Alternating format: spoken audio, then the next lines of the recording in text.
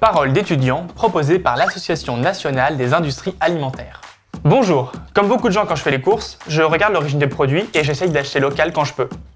En tant qu'étudiant en agroalimentaire, je me suis demandé, est-il toujours possible pour les entreprises agroalimentaires de s'approvisionner en circuit court? Pour en savoir plus, je suis allé chez Charles & Alice, près de Valence, dans la Drôme. Leur spécialité, ce sont les desserts aux fruits sans sucre ajouté.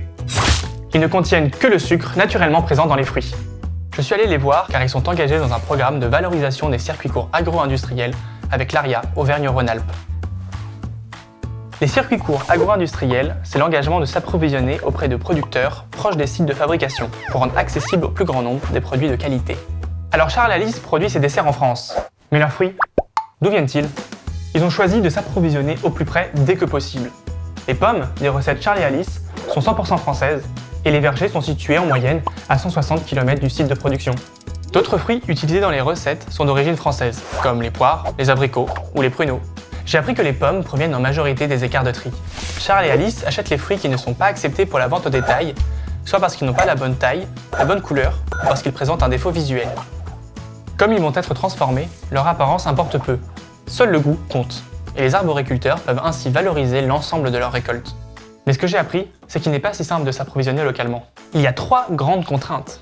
La première, c'est la qualité des fruits. Lorsqu'il n'y a pas de sucre ajouté pour équilibrer le goût, la qualité des fruits doit être optimale et répondre à des critères bien précis. Le taux de sucre et l'acidité sont très surveillés car le consommateur doit pouvoir retrouver le goût auquel il est habitué.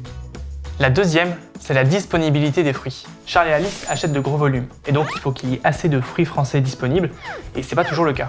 La troisième contrainte, c'est la saisonnalité. La météo a un gros impact sur les récoltes. Elle influence la quantité de fruits récoltés mais aussi leur qualité. Pour ces pommes bio, Charles & Alice s'approvisionne uniquement en direct. L'entreprise est partenaire d'une vingtaine d'arboriculteurs, notamment en Rhône-Alpes. J'en ai rencontré un situé à environ 10 km du site de production.